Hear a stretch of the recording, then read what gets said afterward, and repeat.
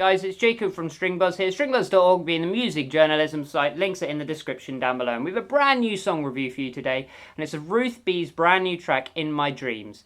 And if you're wondering why I keep looking up here, it's because I'm actually referring to the original article that was posted to stringbuzz.org earlier today, and I just want to give you a more cohesive and more detailed review. So I'm going to try and do this all in one take, and I'm just going to read off and just add, what, if anything's changed in my feelings since writing the article, just to give you, an overall summary of what I thought of the track.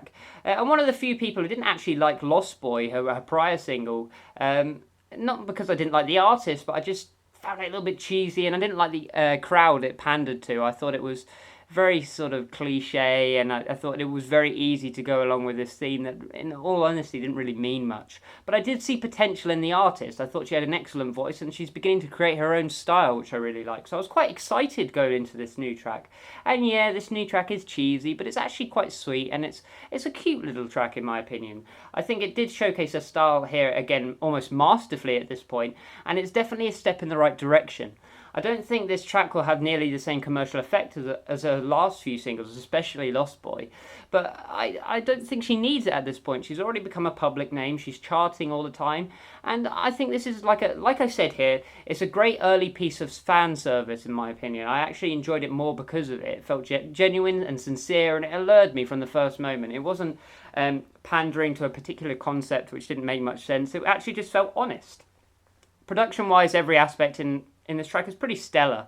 The vocals sound warm and pure, the piano crisp and organic, and the strings added that extra oomph when you needed the impact. I mean, in the chorus, things were beginning to get a little bit bland the second time round, but these strings just sort of took me away from that, and I just had a good time listening to them. The harmonies also sound excellent, singing in unison rather than Ruth singing over herself. And the producer has had a really great day with this one. He's had a field day, or she's had a field day, whoever it is, producing this track. And I definitely think that Ruth should keep with whoever this producer is in the future, because they definitely got her sound down to a T. Musicality-wise, I think it's pretty good too. The chord progressions are a little bit standard and repetitive, but I must admit the melodies and harmonies more than made up for this routine. I enjoyed the little piano ostinato that played throughout, and Ruth has showcased some great songwriting skills here.